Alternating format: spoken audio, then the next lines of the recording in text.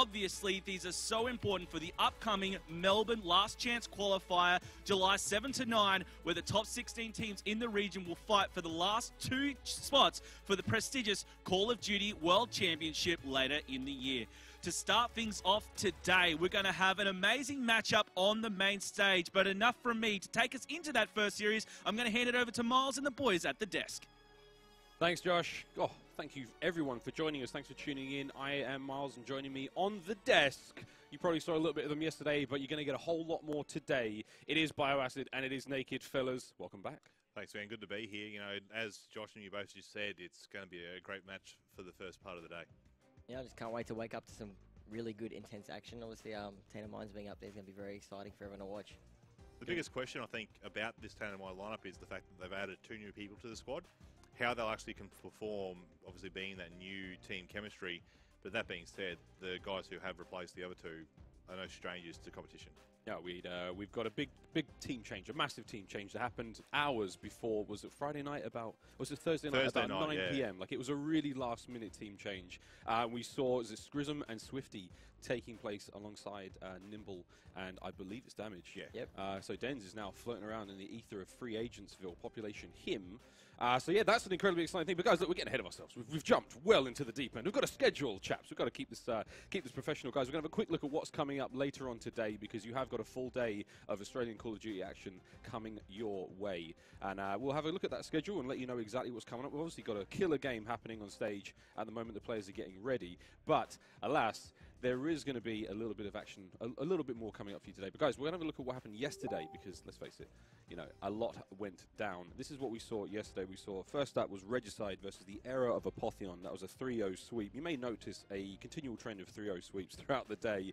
Aside from that, Empire Esports went 3-1 up over Validate. Oracle Esports took down Crooked in a convincing 3-0. Rage Esports later on took down Senix. It was actually a very thrilling 3-0 sweep. And then, of course, Mindfreak, the big dogs of the region, went over Team Regicide 3-0. Validate Brothers then went down in a stunning 3-0 series, which was incredibly exciting. Highly worth checking that one out. And then last but not least, a little bit of a surprise for everyone watching at home, we had Rage Esports go up against Syf Gaming, or SYF Gaming, excuse me, and it was a 3-2 absolute ball buster, nail biter, you name it. We were changing underwear on the stage. It was extremely exciting.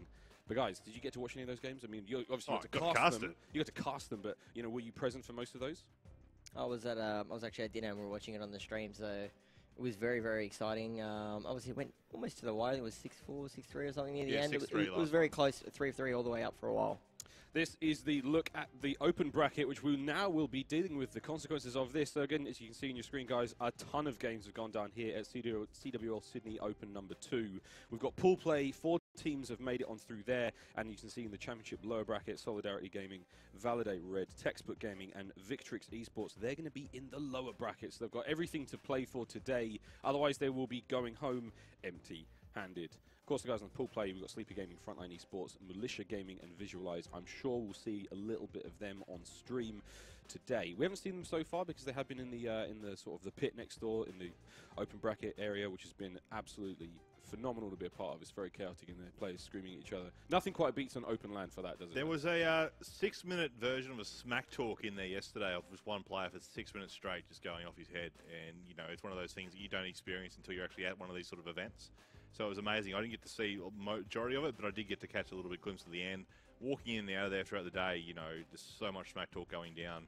I think one team demolished another one in a hard point at one stage. It was 250 to 80, and even though they demolished them, they were not letting up on the smack talk. Like, they were just letting them have it, letting them know that, you know, we're here, we're to be feared, and we're going to do our best to take the squad. But looking at these ones who are up on main stage next, you know, I'm really excited to see Frontline.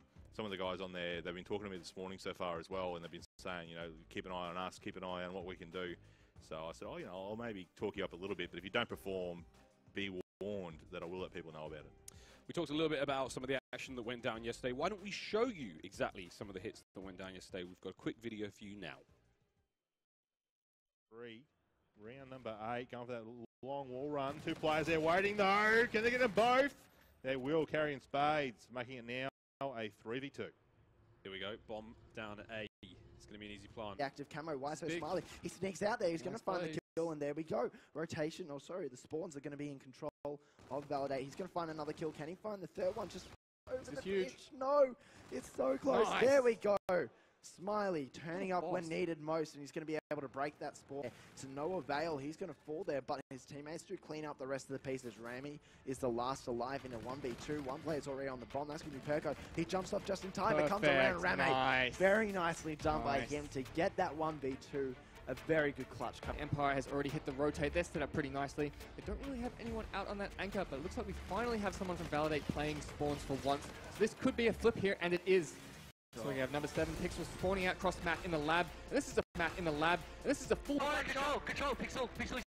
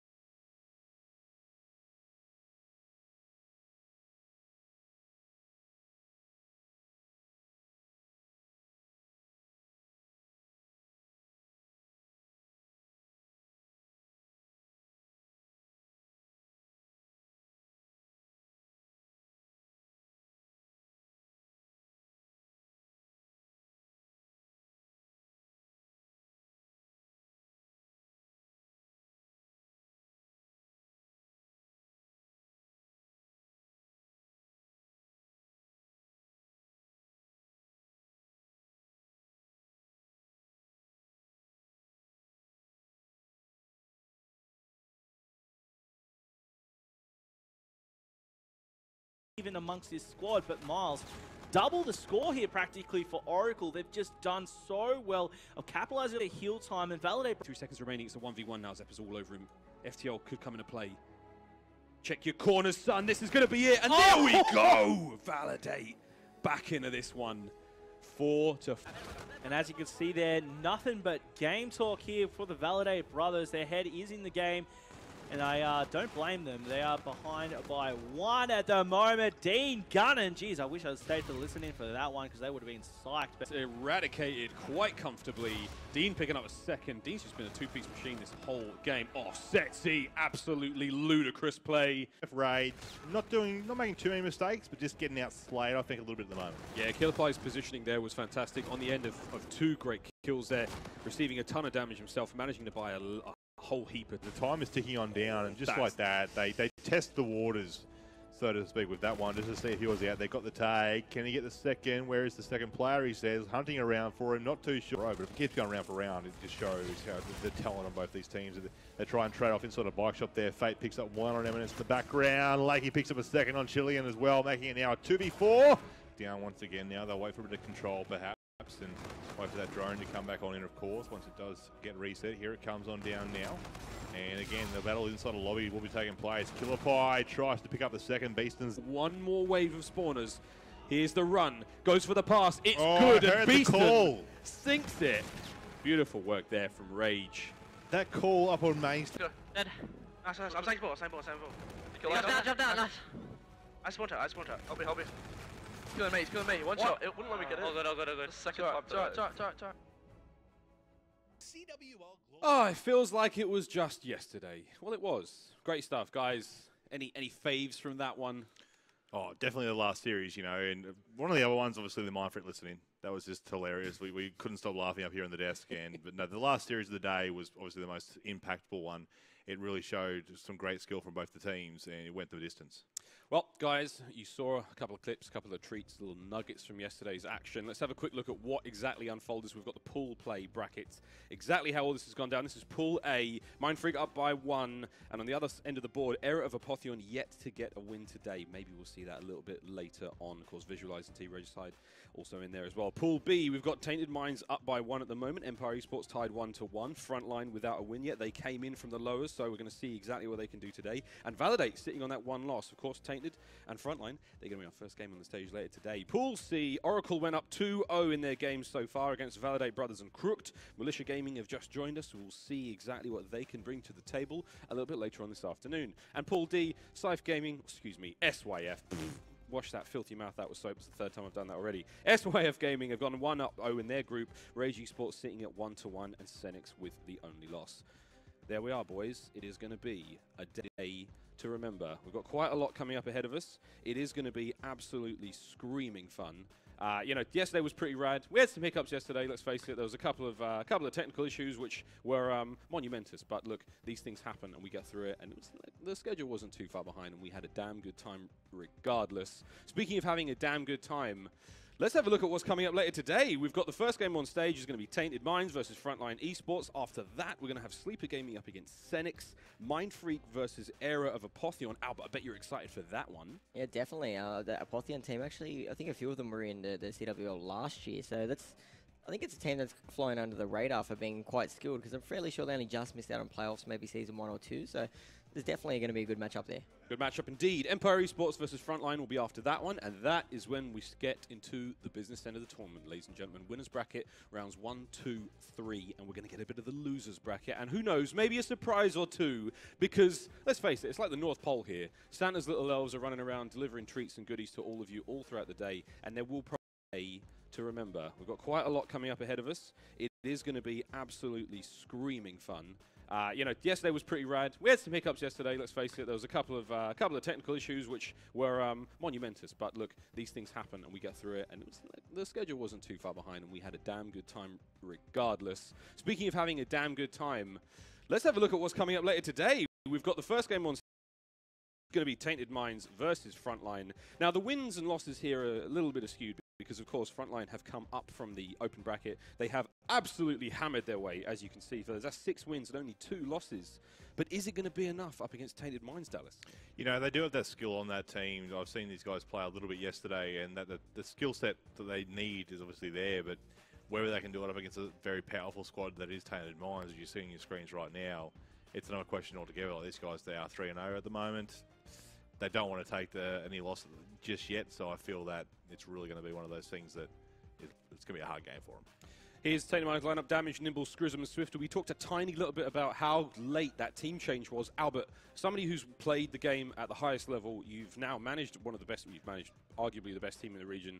What do you think about a team change at that kind of stage? You know, is that something? Is that going to cause a detriment to the team? If the team wasn't working in the first place, or obviously wasn't practicing or anything, that's why there's probably obviously been some changes and some swaps. It's not going to be a detriment. If it was two well practiced teams going into it and then kind of joining and they had no practice, yeah, different story. But I think they've just put together the 4 best players, I guess, outside of, you know, obviously Den's not in the team, outside of Mind Freak, and I think they're pretty much going for a kill heavy team. Swifty and Scrism, big fraggers. So joining them along Nimble as well, I think Damage is going to find himself in some trouble to get some of those kills. He's going to be struggling to get those kills indeed. Well, that's when you put him on the OBJ, man. You just force him onto that. You're like, mate, take it from here. Let's have a quick look at Frontline. They fought their way through the open bracket. They got out of the muck, and now they're in the higher echelon of players. It's Curry Kid, it's Ludak, it's Snopey, and it's Trent XYZ. We're going to call him Trent, because Trent XYZ is a mouthful this early on in the morning. Dallas, any thoughts about these players? You know, there's a couple of familiars in there for me. I know Curry Kid's always around. He's always been around in my mind. You know, anyone you look out for, or even then, you know, coming up from the open bracket, how exciting is it for these guys to be playing in the pool play now? Oh, it's very exciting indeed. You know, Snopey's another name that I've sort of seen around a little bit too, and I was talking to Ludak prior to this game, and he said, you know, talk me down, that way when I overperform, it's a great thing. But I was just like, well, you know, if I talk you down and you perform badly, I'm just going to say, oh, well, I called it. It's just one of those. It's one of those things. But you know, these guys are confident. They know it's going to be a bit harder for them. But Albert, your overall thoughts about coming into this one? Obviously, do you think they have what it takes to take down the big green monster? If they can put up the same amount of kills Tainted can, I think they'll be in really good shape. As I said, they're under practiced, but it's going to be a kill reliant team. So if they can just put up those same numbers, it's going to be a good game. Good game indeed. Speaking of good games, the pieces are set. Let's have a look at the board they'll be playing on. We've got Retaliation Hardpoint up first, Breakout, Search and Destroy, Frost uplink. Of course, guys, it is the you know, back to Group B, back to round 1 of the pool play. So we are going to be seeing the maps we saw on day 1. Scorch Hardpoint will be game 4 should we need it, and Crusher, Search and Destroy will be that mythical game 5. Now, fellas, Retaliation Hardpoint. We just talked about the slaying prowess of Tainted Minds. What kind of hope do the boys of Frontline Gaming have up against TM? It's going to be, I think they're going to have to really play very post-up, I guess. They've got some good AR players. They need to really sort of get in there. It's a perfect map for one person to pretty much go off. You get one good hardpoint, that graveyard hardpoint, and you can really set yourself up for the next few. Well, fellas, the stocks are loaded. The players are almost ready to get this one underway. Who's your favourites going into this one, chaps? Oh, you know, I'm sort of feeling Tainted Minds will close this one out pretty convincingly, but at the same time, I believe that Frontline will give them a very good run for their money. Obviously, the first game will be the one that will sort of show us how it's going to go in the slaying department. It'll be in a hardpoint respawn game mode. If they can't keep up the slaying ability that Tainted had, they'll have to try their best on that S&D, Albert, and then obviously try and keep it a very low score coming into uplink, and then perhaps just go for some ones and sort of get the lead that way. This is a very hard point, I think, for an under-prep team, or I'm going to say under-prepped. I think this is one that Tainted will really shine on. If you've got those really, really good players that know how to rotate and get there beforehand, especially with the graveyard hill, you can pretty much just cap it off for the next 60 seconds. So if you don't see a big margin after the first rotation, I'll be very surprised in favour of Tainted, obviously. So as these guys get set up ready for action, obviously the redraft is coming into play. Looking at that here on my screen, nothing sort of out of the stock and standard that you would expect in sort of situation coming in right now. We're still waiting for one more to be selected there by Ludak. He's not too sure what he wants to go for. I'm very, I'm not surprised to see that Swifty is going to be taking the active camo. So you probably the person who gets the most kills, because then you get the chance of getting it twice if it's a very tight game.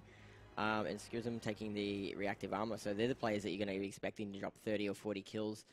You've got Damage on the Centurion. Obviously, he's at the back of the map. Usually that's just kind of to I guess, hold his spawn for him. And then you've got Nimble pretty aggressive with the FTL jump. So that doesn't surprise me at all. I was really keen to see who would be that, that FTL, that reactive. And obviously, they think that Swifty is the guy that's going to be getting most of the kills. As these guys are almost set ready for action, 10 seconds remaining on this redraft. I'm hoping Ludak's perhaps not even going to select anything for his sidearm, but it seems like he's just not too sure, perhaps, as I see from my screen. So he's not going to worry about it at all, he says. He doesn't need it. He's got the gun skill that's required to take down these big dogs, he says. As they get into this first matchup, on your left-hand side of your screens, of course, that is Frontline. On the right, you do have that Tainted Minds mentioned before, the Green Monster. And again, these guys are the ones who you have to sort of keep an eye out on, and as we've spoken about many times already, just that slaying ability that they have. We'll see if they're going to go hard and fast into this first game of it, and will it be a simple whitewash, Albert? I can't see it being anything other than a whitewash, but I mean, you know, I don't know really what to expect from Frontline, so I think if Tainted play their game, you'll pretty much start to bring out a big lead after the second hard point. You pretty much see off that rotation. If Tainted are there first, they should hold it for the full 60 seconds. And away we go. Of course, that first hard point will be located on bridge, so both these players will be going for a bit of bridge control. The first kills will come out. Nades of galore. Swifty gets taken down. The first kill goes to Curry Kid. Ludak slays up on Scrisms as well. Nimble staying alive for a little bit longer, but just the slaying straight off the bat here. It's looking very one-sided towards Frontline, of course. It is the early days in this game, and it will be Tainted to have to come off this respawn to try and break this setup right now. But Albert, just looking at this current first 15 seconds gone, you know, it's sort of looking like Frontline have a pretty good setup here for bridge. Yeah, I think their breakout was actually really good. Those nades obviously placed well. They covered all the right spots, and they pretty much managed to trade out the first 20 seconds uncontestedly. So they're doing very good at baiting and trading here. Ludak was just inside the hill there for a little time, trying to get some more up. Off the respawns, they will come. The trophies will go out now. Up on bridge, shots going. Maybe we'll pick up one far off, but they've got Swifty and Nimble, who are in and out of there, just trying to keep the outside. Oh, Nimble's got to be careful. It's got to be quick, but he got outside of the out of game mode area, and just like that, these guys will push up a bit more as that score becomes tied up at 22 apiece. As the hard point will rotate now down towards that lower street area. It'll be whoever can hold just that top outside balcony area. Always one of the very important places. Yeah, definitely. At the moment, I think it's Frontline actually in control of it. And look, he's playing pretty smart. He wasn't just sitting on the hill. He knew that if he died, they would lose control. He's just trying to find the first pick, and it doesn't happen. Swifty just gets a lot of kills there. So just scrolling through the players, trying to find someone who's doing something miraculous. But right now, obviously, it's a very close game. This is what we want to see in the first game. We're worried that it might be a bit of an outslaying situation. Nimble almost choking those shots there. But from the slaying department-wise, you know, Trent from the Frontline team is going low, a little bit lower than what you'd expect at this time. But Scrism's also on Struggle Street population here, 2 and 5 at this point in time. Nimble's trying to help out Swifty as well to try and control this hill. 15 seconds left as the time counts on down, but Tainted right now are starting to push away a little bit here as those shots will keep coming on in and out. But right now, Albert, you know, the Tainted are trying to set up on the next one. There is a player back there, though. I think it's Snopey. No, it's not. Sorry, it's Ludak, who's located himself in cemetery or graveyard, and he's just waiting for these players to push on him, but he's watching the wrong way. Shots from behind, damage, and the rest of TM comes stomping on through. All 3 players push in there. I was watching the radar there for a bit, and they were pretty much duking each other out and didn't even know each other were there. They were pretty much getting the perfect COD timing to not know who was around, but Tainted did win that pretty much battle by, I guess, stalling out, having the better spawns after having that hill, and you expect them to take the full amount of time here, and then, you know, obviously build streaks, because you can pretty much post up and then just headshot spot everyone, I guess. Could have been a double there with that Scarab, but he picked up the one, got the tag on the other one, and the call-out would have went into place. You saw him just pushing him back in through a hotel there. So Nimble making his way up, trying to get set up, obviously. They're still got another 20 seconds here, but they're looking to make that push right about now, as you see it. Nimble's looking to try and get to the next one, get set up again. He's also got that Scarab waiting in the wings, so to speak, and he will utilise that when he needs to. It is going to be Frontline, though, who are currently down there, but TM shots are on point. First game of the day. Turns away and can't get Snopey, who was inside broken in that rubble area. Ludak is trying to hold down this back area for him, while Snopey's up inside the hard point, and they try and bring this one back. 108 to 33 right now, Naked. I really liked how Tainted were playing that. They only had, I think it was Scrism just sitting in the hill in the graveyard, and all 3 of them were pretty much pushed up to almost about 40% of the map, so they pretty much had it well cut off. They would never even look like getting contested, and the other team basically conceded that, yep, we're going to have to move to the next hard point. We're not going to break through this. Just like that, TM do push on through. They ended up breaking it in the end after 25 seconds had already gone from it. So that allowed Frontline to come back a little bit. Shots on the far ropes of the map. It's going to be Snopey who picked up Nimble there. So just see now on our screen, Swifty inside the hard point, keeping an eye on these backs of spawns. There was one player back there, Snopey had pushed on through. Too little too late though, I think, here. Frontline might be able to get themselves the drips and drags left of this current hard point, but it's going to be TM who are getting set up for the next. Oh, sorry to say that, though. Frontline actually spawned out, so they might be able to do all right here to get set back on this restart, I think, Albert. Yeah, definitely. They're doing pretty good. I think the Graveyard really, they stroke out to a big, big lead. If they can bring it back here and then get the return in the Graveyard the next rotation, we'll be going all right. But Tainted are just doing a really good job of just, like, you keep constantly moving, I guess. You know, you're looking at the radar, and they're just up, down, up, down, up, down. They're not just sitting still at all. As you see, he's constantly moving damage, just pre-spraying, moving. Oh, one player snuck past him there. He's not too sure who to shoot at. 2 players converged on him, though. Cleaned him down. And inside of this hall, they're trying to hold it down, but Frontline will break on through here for a moment. They should be able to get a little bit of time. Still 30 seconds remaining on the current hard point before it will rotate back to start. And just like that, you're going to have Trent and Curry Kid both inside, both trying to hold it down, keep these players at Tainted away for the time being. Shots pre-firing, sees him outside the doorway, can't get the finish of the kill though. A couple of tags on him, few players at Tainted all pushing on through. The green machine comes on in.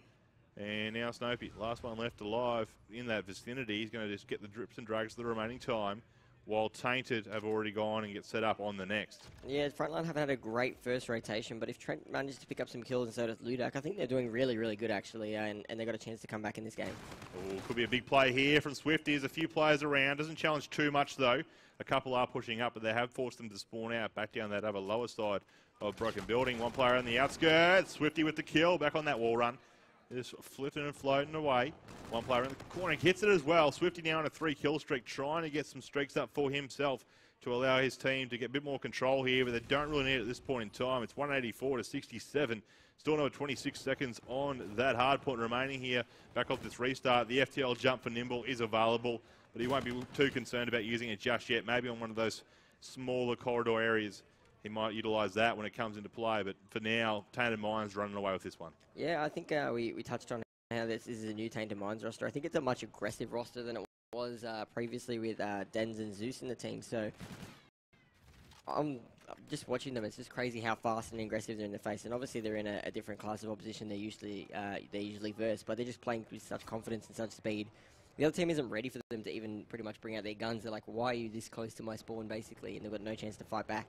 Yeah, just like that, Nimble just sitting in his one. No one's even contesting him. There's shots going out all around, but the Tainted squad have set up that well that no one's pushing even in close enough to get a contestation for a moment in that hill. Swifty's got to be careful here, though. There's a few players around. One right in front. There goes the smackdown to the headshot. No one in the hallway. Can't pick it up, though.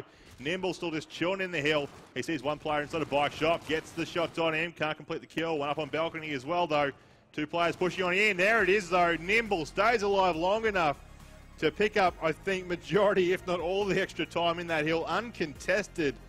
And just like that, TM will take it out. First game of the day. Big win for them, Albert. And, you know, I was hoping it would be a bit more closer, so to speak, than that. I think Ludak let his team down a bit on the front line. I think he only dropped about 6 or 7 kills overall. And just the slaying ability there from Tainted Minds really showing what they're made of overall. You see the guys there expecting none of the less there. So a great first map one. Well, fellas, slaying prowess of Tainted Minds, they didn't disappoint. Was it everything we hoped for in terms of the kills department? I think Skrizm really heated up. He went under the radar. I didn't really notice him getting many kills, and then he just managed to build up. I think it was like 20 and 12 at some point. Might have even been a few more at the end. And I think he just really ran under the radar. I didn't realize how many kills he actually had in the end, but he was just murdering them at some point. These highlights, so far, they're looking particularly green. We've only seen 2 so far, but I've got a funny feeling it will remain this way. Look, Frontline, they've got everything ahead of them. They've still got the S&D. They can certainly pull out something special there. That seems to be the trend, you know, in pretty much all Call of Duty. Do they have a bit of a hope there, guys? From what you've seen so far, do you feel that they can bring it in the S&D? I don't think so. As harsh as that sounds, that team was pretty good. The aggression there was crazy. I reckon their S&D pushes are going to be super fast. They'll win quick S&D rounds. They're going to be brutal. Well, look, that's honest analysis, Albert. You can't. There's no reason to shy from that one. If they're going to be that vicious up close in a respawn game type, they can bring the Thunder in the S&D. Then it could be a very, very swift 3-0. Dallas, what do you put on these fellas? What can they do to bounce back? They need to sort of understand the aggressiveness of these players coming from Tainted Minds. As we mentioned before, 3 of them very big slaying abilities. So just their overall aggressiveness that you'll see from Tainted Minds coming to S&D, you know, whether it's on the offense or the defense, I think they're just going to push and force Frontline to make mistakes. And if they can't hold their composure in S&D rounds, you know, once they get that bomb down just to hold the bomb side, if they can't do that, then obviously they're just going to get like 6-0'd. If Frontline are going to watch this back later and watch this VOD and say, where did we go wrong? My biggest criticism would be used to playing these other players who, when they're in a hard point, they'll sit in the hard point. They'll sit back at that back part of the map.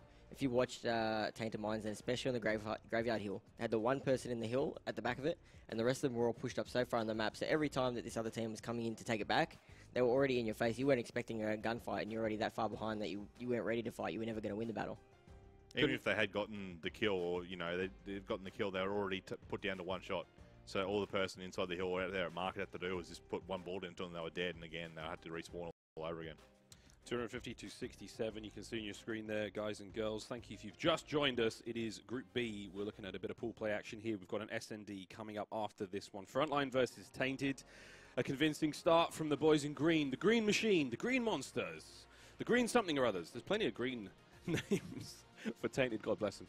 But there we go. They're going up against Frontline. Frontline have crawled their way out of the open bracket, but now they're in this upper echelon, playing in the pools. And I think it was the best thing they could have hoped for, making it in the pools, because now they've got a tough run ahead of them. But Tainted will easily be their toughest opponent in the group.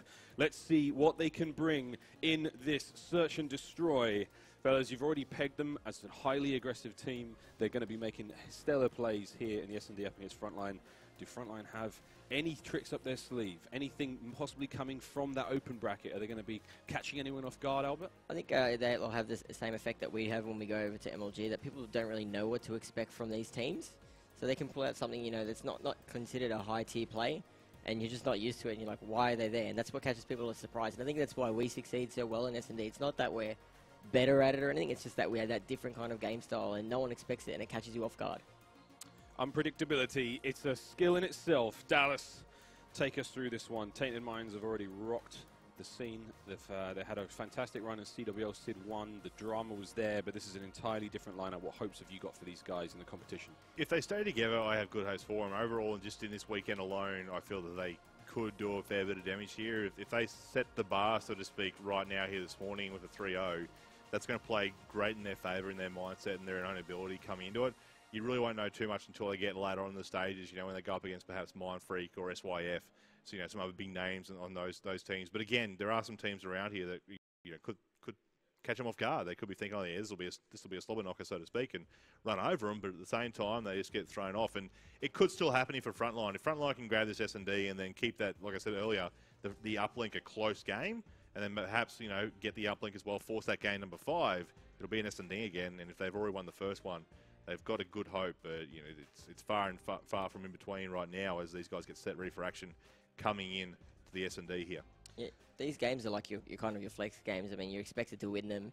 You should really be showing off how strong and well your team is, and they kind of show off too. If I was a competitor, if I was still competing, I'd be looking at these games and saying how well meshed these guys are playing these S&Ds and how well they are playing these uplinks. How they play as a team is really going to pretty much show you where they're going to sit this week. Here we are, guys. Tainted Minds versus Frontline Game 2 S&D. We've got Bioacid and Naked. Fellas, take it away. As these guys get set up, obviously, we're going to look for the bomb carrier. It's going to be It Is Curry Kid, so we'll jump on board with him. I just want to have a look at the quick little mini-map as well, bringing it up for you all at home and here in the audience. Look at this. It's going to be straight on, both being very aggressive, and as I called, Tainted Minds pushing up halfway across the map, 4 players straight into their face, trying to force them errors out of this Frontline squad. But Frontline have actually handled this pretty well. Picked up 2 kills there, Albert. So right now it becomes a 3v2. As I say that, Scrism ties it up. Nimble puts it 1 more down. So Ludak by himself in a 1v2. Now a 1v1. Ludak v Scrisms. The bomb has been dropped. Does either player know where it is? That is the question they're going to ask themselves. He's been spotted. It's a hunt now for the kill. Tags on his little butt cheeks as he runs around that corner there. Trying to finish him off. Decides to slow things down a little bit now. Recompose himself. You can see him in there. They're both just looking at each other. Both had a bit of fun. Gives them a good old salute. And I commend you, sir, for your efforts. Yes, that was actually super entertaining. Just giving him the salute. They're both looking at each other. Oh, here we go with the battle. Oh! And Scrism wins it. I mean, probably expected to win that gunfight, but what was that? I don't know. I think obviously they couldn't shoot at each other. They're just going to see which way he went. But I think the issue Ludak made was he sort of ran into the bomb side. But I think Scrism might have known the bomb was down.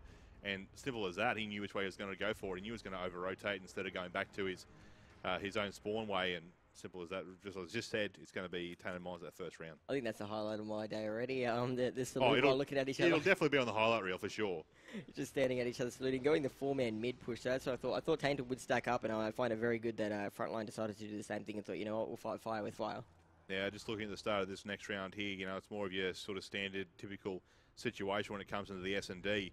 But it would seem that I think Frontline are starting to realise here they went for that whole man stack onto the one side, but it's not going to be good enough because the whole team of green went in for the A push and put that bomb down there. Nibble picks up the first kill now. He's got Swifty onside a bomb, doing the old snakeroony, trying to get a pick on someone if they do come on in to challenge him. He sees one, they get the shoulder peek out, can't finish off any shots though. Nibble picks up its Curry Kits, over to him will go. They're both trying to hold things down. Trent picks up one, but he's going to get dropped straight after with the trade. Snoopy now by himself was going to jump on board with him, but Tainted steamrolling through right now, 2-0 in the lead. I rate both the attack and defense there. I like the idea from Frontline to, stack the B-bomb site. And you know what, we can probably collapse that A site. It's very easy to trade off when you try to take it back.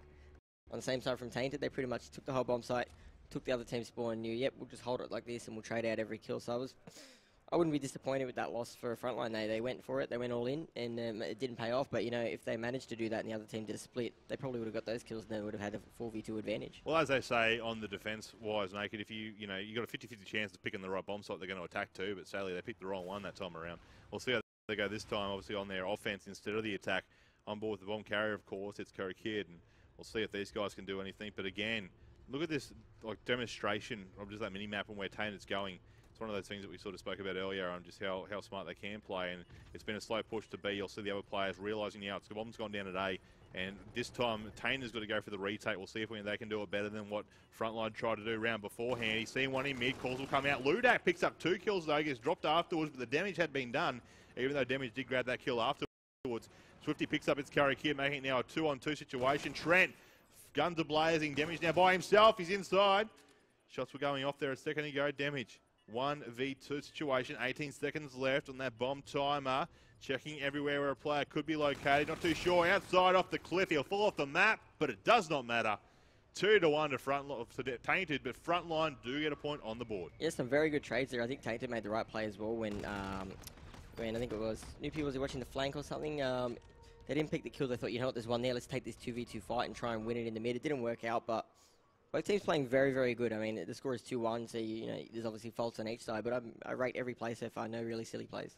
Well, after that start that we saw before from Tainted, obviously now on the attack once again, it seemed like it was more going to be one-sided. But while Frontline were doing the right things, they were just getting sort of outshot a few times there in the middle of the map. Right now, though, of course, it is going to be them on the offense, Tainted, and Frontline back on that defense. I did hear a shot go out, so I think you can see where the maps are rotating around from the players. They're going to be knowing that it is for B push this time around. They're going to try and pick up a kill. Curry Kid picks up Scrism to start things off.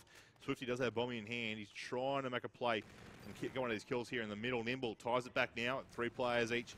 Still up for the round. He sees one there trying to make their way, but a beautiful play. Ludak comes in over the top, forcing the gunfight to happen. He did not see the player below him, and that allowed them to get that 2-for-1 deal as Trent and Ludak now up against Damage. Damage again in a 1v2. Yeah, they won that battle basically because Damage was holding the flank doing the smart thing. And there was actually 3 in the mid that could have potentially flanked, but eventually they got outnumbered by the 4-person trade and they ended up taking the kill. So Damage does drop there. Very good place on Frontline. Very good teamwork so far. Yeah, I think they've just shook that hard point loss off. They just thought, guys, hard point, maybe they're stronger mode. And I actually said to them outside, I think you guys are going to struggle in the hard point. So if you're going to try and get some maps, S&D and uplink your only chances here. But, as they always say, S&D wins championships. Yeah, I don't think Frontline was a very highly rated, or I guess even a dark horse team considered of, but the trading in those S&Ds is pretty high class. So I'm not sure if they play a lot of S&D or have a pretty big S&D history, but they're doing really well right now. It's going to stay on Ludak for now. He does have that FTL jump. He's on 5 and 3 as well, so I want to see what he could perhaps do and cause a bit of damage with this, as they decide just to sort of make a bit of a play here. I want to touch on something there. You look at Tainted, they were 4-man stacking. They're a bit worried now. They're not stacking, they're kind of splitting up. They're like, oh, these guys are the real deal. We can't just go run around and, push through them with aggression. Yeah, obviously that aggression that you saw before. I was worried that Ludak was going to FTL off the map then, as he was perhaps looking to go for a gunshot outside. Oh, they bait him so well just then. 1 player on the inside corner, 2 players outside. Curry ties it back up third, make it 3 players still up for the round. They're in a bit of a situation, though. Trent finds one on Damage after Damage took down Snoopy. 2-on-2. Oh, Swifty now by himself as Trent will drop. And Trent now. Curry Kid up against Swifty. Bomb is ticking on away. 15 seconds left. I don't know if Swifty saw him, but the gunshots came out. He's fallen off the map. The bomb diffuser will come in. It's a bold strategy, Naked. Let's see if it pays off for him, but clearly it did not. And like that, Tainted will get the lead 3-2. I don't know what to do with my hands after that. I don't know if it's the sea. You got sea in Curry Kid, sea in Clayster. It's sort of the curse of the sea, maybe. What was that? He played it perfectly. I think he got really good timing. As 50 poked out, and he just went back into the corner, and then he's like, you know what? I'll jump off. I think what he was attempting to do, we saw in the round before, where he sort of faded off the map, got the kill as he dropped down. I think that's what he thought. Swifty was going to pop on out there and poke the door and challenge once again, but Swifty didn't. Swifty just chilled inside. waited for the mistake to be made. Said, oh, jump back on board that sniper, though. That's a big round throw there, because he 100% had that round after that point that Swifty didn't spot him, and he just fell off, because Swifty thought definitely he was coming from the middle. But just wait for the first pick of the round. Now, this is more of a slower thing from this Tainted squad. We've seen such the aggressiveness come out before, but now they've slowed things right down and just waiting for a pick to come up. Just like that, the bomb's been picked up pretty quickly. And Swifty's missed the person flanking. Luckily, they picked up the kill, so that could have been very deadly for Tainted. We just see now it becomes a 4v2 situation. Curry Kid and Snoopy both still up. Now it's up to Curry Kid. He's going to try and redeem himself after that last round. Picks up 2, can't get the 3rd or 4th. And Tainted 4-2 now on the scoreboard. But we did see this earlier. We saw Tainted go up 2-0. And then the other lads picked up 2 rounds of their own. So, you know, they could still come back. They've just got to mix it up a bit more, because I think Tainted are starting to read the plays a bit better. Yeah, I think that round might have really changed the momentum a lot. I think they were looking very good. Obviously, 2 straight rounds, it would have been 3, and it probably would have hurt their confidence a little bit. I mean, let's see what they can do on the attack here, because their attacks have looked pretty good. Ludak still with that FTL jump. I just want to stay with him just to see what's going to come out. It's also that ERAD as well.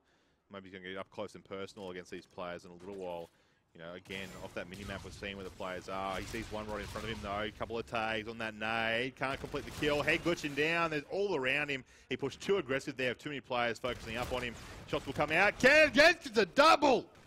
I'm not sure how they missed that shot, but he ended up picking up 2 of them. Now it's a 1v2. Both in front of him. He sees them both, but can't kill either of them. Tags on both, and just like that, Tainted increase it to a 3-round lead. Yeah, they've been in every round, I think, except for maybe the last one, but they've been very close in every round. A few things going their way. They could be ahead 5-2 in this game.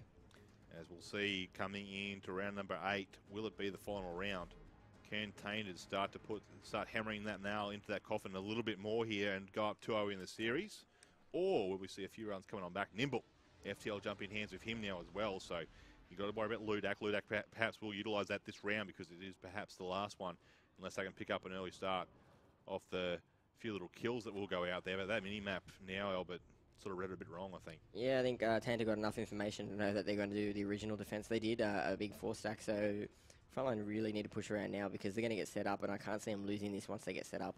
We'll see now Tainted getting set up. The bomb has gone down today. I'm just going to stay on board here. They're going to go for that big old rope around, as we'll just change over, I think, maybe to this Frontline squad, just to see how they can retake the situation here. They're going to collapse so hard on the back of Frontline here. The 2 Tainted players is a very good play here. You should see a lot of kills coming in. Oh, this could be pretty sneaky right now. A few players on the outside, but I don't think they realise that he's currently just chilling on the inside there, defusing the bomb. And like that, Frontline just overswarmed the bomb area while they had, Tainted had like 2 or 3 players going for a full wrap around the whole map. They only had 2 players defending. I think it's a classic case of outsmarting yourself. You do the very smart play, and the other team's like, you know, I'll just defuse, and if you don't want to shoot me, you don't have to shoot me. Yeah, all they had to do was, Snowby jumped on that bomb straight away, started the defusal. So pretty much all Frontline had to do was just start shooting at the opposition, thinking that, oh yeah, they're not going to be defusing yet. They're going to try and get a few kills first. And just like that, they stay alive in this S&D. Round 9 we go into now. Tainted. Well, won't be kicking themselves too much after that last round. They'll be thinking about what just happened, but at the same time, Trent decides just to make it easier for Tainted there, getting the team kill, and then grabbing Swifty afterwards. Ludak decides to try and tie it up a little bit, making it now a 2-on-2. Trent and Ludak up against Schisms and Damage. Yeah, I don't even know what to expect from this, I guess. The next kill probably wins this round. Shots going out there. Trent was nowhere to be seen. Does have camo, doesn't utilise it though. Probably should have. And just like that, 6-3. In favour of Tainted. Miles, what a great one. Well, it was everything we expected. We had a little bit of some serious drama. We had some fraternization in round 1 with the players saluting each other and wishing well before firing back at each other. Curry Kid went base jumping in round 5. And that round 8 defuse, fellas, what an absolute treat that match was. Look, it was a bit of a blowout. There's no getting around that. But it wasn't without its excitement. Any takeaways there from you boys? Oh, I think both teams played pretty well. I mean, a few misplays or maybe 50-50 gunfights go Frontline's way. They might have been a bit closer or might have had a chance of winning this. But for what I've seen from Tainted, I liked it. It was very well worked in teamwork. I mean, 6-3 is not a great win, I think, for their caliber of team, but the rounds themselves individually, the teamwork-wise, was great. There's the replay there, the salute going off right at the start. You know, it's great to see. One of the things I did note while this replay is going on, you know, obviously it comes down to the situation, but I felt that as Ludak got shot in that final round, they really should have popped that camo straight away. You know, he knew that he was by himself. He just should have popped it and started scouting a little bit. Granted, it doesn't last that long, but it still gives you that little bit of an edge to try and take it from a 1v2 down to a 1v1. But obviously, you know, too quick to count, and like that, it becomes that 6-3 situation that Tainted took out. Yeah, I think this is the round with the map fall off, so I'm curious to see exactly what happened, because I don't think we saw it, or we obviously can't see it there, but hopefully we'll get that on the highlights today. I just don't know how he fell off, really. I think what you were saying was right, Dallas, that he probably tried to go under and war and under, so Swifty would have to go contest him, wouldn't have enough time, and I just think it didn't pay off. There's that ninja defuse. Well, there's still guns firing everywhere else, but you know, it was props to them. They took it to them. They got a few rounds there. They did push Tainted back a few times, but we saw that aggressiveness from Tainted come out in full force in I think it was like the first round, where they said, "We're just going to run at you guys straight to the middle of the map. Come at us." But you touched briefly on the idea that Tainted are outsmarting themselves. They're overthinking their plays against teams that maybe aren't up to the same sort of caliber, let's say, as the sort of top 2 or top 3 teams they're going to be facing this event. Is that a problem for Tainted minds early on? Is that something that might bite them later? I think especially from looking at their faces there, you know, you win a map, usually you're pretty happy. They were like, how did we lose that many rounds? Is probably what they were thinking to themselves. But from watching it, what I can take away from it, it was pretty solid. Being a team for a couple of days has not made any difference. You know, they probably all played, you know, the same role in their other teams, and it's just putting it back together again and go, let's do this, and we're going to win it. It does. How do you feel, you know, as Frontline? They've come up from the open bracket. They've done everything they can to hold their toes against Tainted Minds, but they're falling short, and they're likely going to be dropping the 3-0. What kind of advice would you offer to Frontline now, coming out of this 3-0 early on in the pools for them? Yeah, you know, it's going to be one of those things that once they get into the bracket as well, coming out of pools, they just got to shake it off. You really can't focus too much on what went right or wrong for you. You just got to really focus on the next game that's coming up for you, because every team's different. Unless they're coming up against another high caliber team when they go into the bracket later, which I can't see at this time, but unless it will be like Mindfreak or SYF. But being where they'll place overall in the pool, I feel that, you know, they'll just go back to what worked for them. They'll keep playing the way they're playing now, because it did work during pool players against some of the more amateur, so to speak, teams. I think the best thing for them is, you know, they've versed a really high quality team. Use some of what they did to you, put it in your own game, you'll be better in your next series. Well, so far so good. The mastermind plan of Tainted Minds is all falling into place. 250 to 67 in the retaliation hardpoint, 6 to 3 in the breakout search and destroy. And what will possibly be the last map we see these two teams play today will be Frost Uplink. Now, fellas, from what you've seen so far in the hardpoint, our first respawn game type, and now search and destroy, what do you feel is going to be coming up ahead of us, Albert, in the Frost Uplink? I got to say a big win. I think that teamwork was crisp. As I said, I didn't know what to expect. It was pretty good. It was top-notch. I can't see anything other than a really big win for Tainted here, and this is where they really need to flex their muscles and go, hey, we're here to play. Yeah, obviously, they don't have as big as muscles as the man Buzzin himself. He's tiny, don't worry about him. Yeah, you know, these guys obviously are here, and they're here just to make it a quick 3-0. They don't want to mess around either, but at the same time, they want to probably get as much practice as they can in. I'm not going to say they're going to just throw this map away, but I think they'll if they do get off to an early lead, I think Tainted will sort of start just playing around, maybe with some different strats, and just see how it works out for them. I'd be interested to see if they go for one of those FTL jumps into the portal. I really want to see one of those. We saw one get attempted on this map exactly this yesterday. Didn't do too well, but I'd love to see that if they get to a great lead. This is the game where you test it. I think, as I said, you're expected to win it. You don't do, I guess you're not as crisp as you want to be. You know, you want to practice your teamwork. If you want to go for a play like this is the game that they will go for it. You're not going to get a good chance of this later on in the bracket. Tainted Minds versus Frontline. Get your boots, gloves, and scarves, because there's some inclement weather coming. Boys, this is the uplink, final map of the series. Take it away, fellas. All right, so as we head into this next one, the rig draft still coming up into play. You see the fly-through there before as well of where the portals are located and where these two teams are getting set ready for action.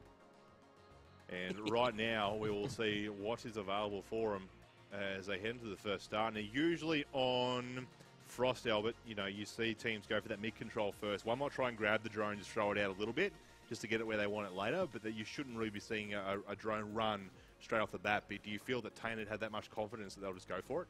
I think they've got three really, I'm going to say really again, because really aggressive players. Scrism, Swifty, and Nimble, or King, whatever people want to call him. Very, very aggressive players. Damage is, I guess he has free roam to kind of take control of the map, because they're going to be pushing through, and he can go, you know, I'm going to hold here, I'm going to hold here. So I'm looking for Damage to be the guy in the other team's base, pretty much keeping them off so they can just keep relaying and relaying and relaying. But as I said, I can't see anything other than a big Tainted win here. And if it isn't a big win, I'd be pretty worried then, because the teamwork is great in the S&D.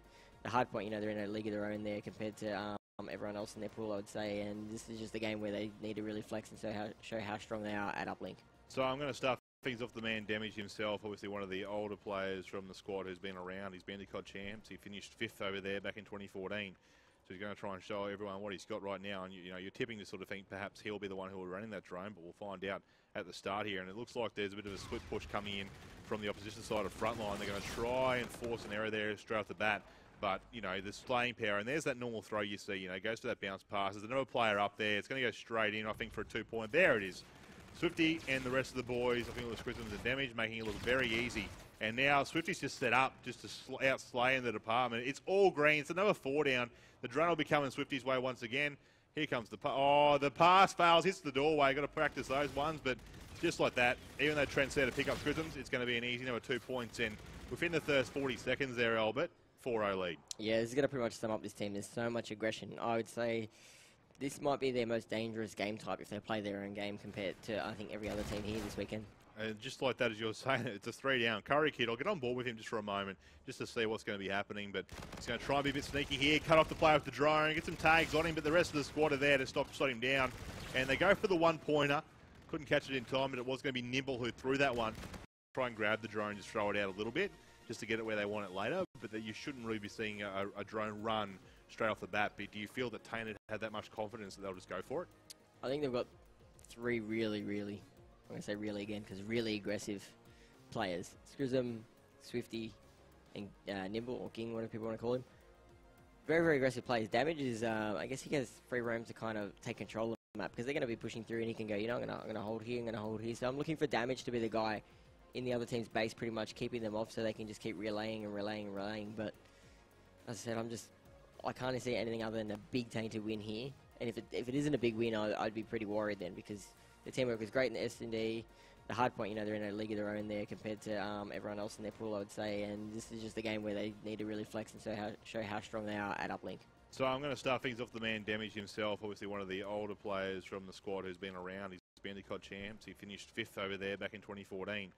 So he's going to try and show everyone what he's got right now. And you're tipping to sort of think perhaps he'll be the one who will be running that drone, but we'll find out at the start here. And it looks like there's a bit of a split push coming in from the opposition side of Frontline. They're going to try and force an error there straight off the bat. But, the slaying power, and there's that normal throw you see, goes to that bounce pass. There's another player up there. It's going to go straight in, I think, for a 2-point. There it is. Swifty and the rest of the boys, I think it was Christmas and Damage, making it look very easy.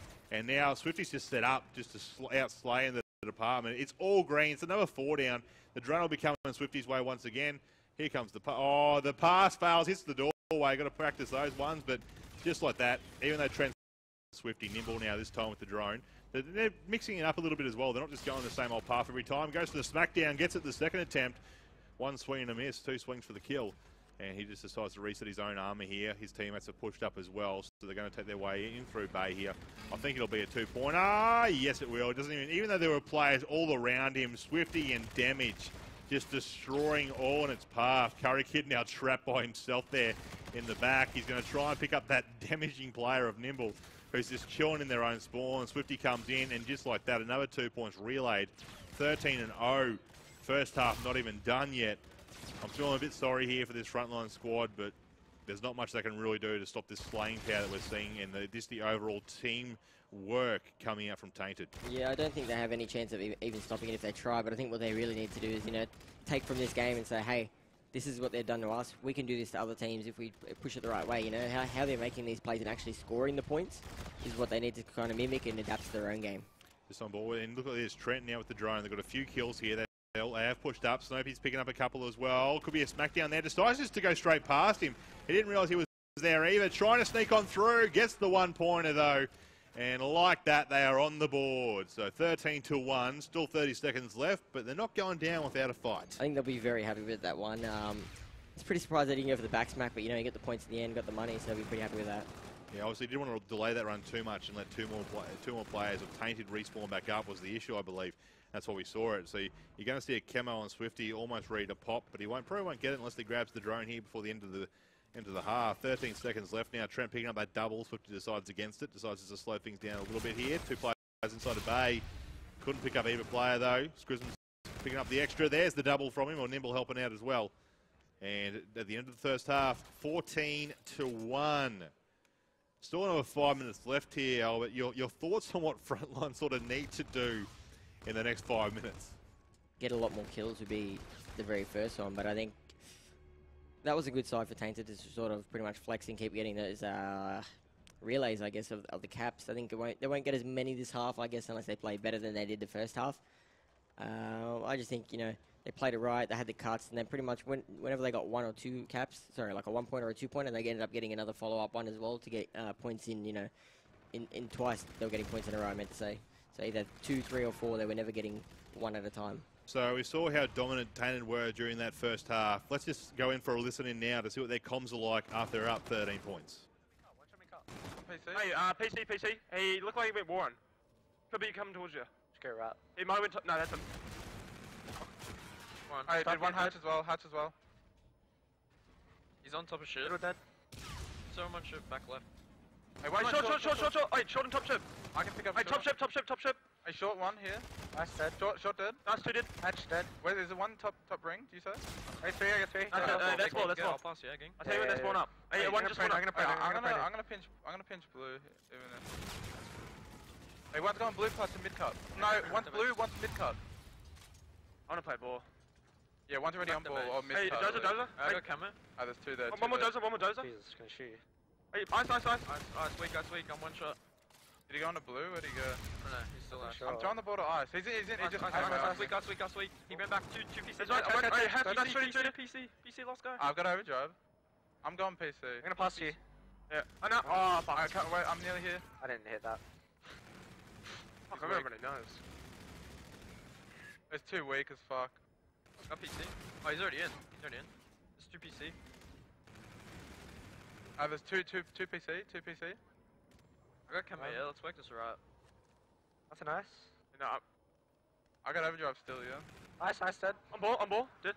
Nice. I'm up. Hatch out. Yeah. He's in blue, he went up ice to blue. Just go, Jack, go. I'm a PC. I got They'll be PC spawning control. as well. Hey, PC one, dead. He could grab it, straight away. Hey, ice again. He ran towards dozer. Next time, just come It's 2 dozer. On ball. One in blue. One red side. We didn't even ring. One went right, mid cut. They're literally all on ball. mid-cut. One went Looking Warren. at me. Did he just go Warren from One PC, mid. Jack? I don't know. I'll pick it up. Come on, dozer. Hey, ring. Hey, he's ice. Dozer. I'm One ice, going. I'm coming. Yeah. Yeah, go here. So 1 shot. One dozer here. Got camera, Dozer dead. Dozer Hey, dead. he's One more there, dozer, one close, blue. close, One close. dozer, one blue. One more here. Go on. Dan's got camo, and I got overdrive.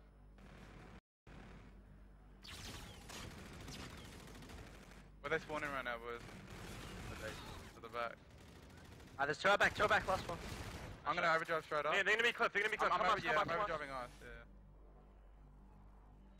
Great work there by the Tainted squad. Even though they are up by 19 points now, the comms are still flowing. They're not taking it any lightly than what they would in any other match. So, Albert, 19 points, 2 minutes left here. Tainted just walking away. Yeah, the first two minutes, I guess, from Frontline was a lot better than the first half, and then I think Tainted's kind of really kicked it up a gear then. I think they got about 3 or now 4 straight 2-pointers, basically, and making it a bit more painful than it was already.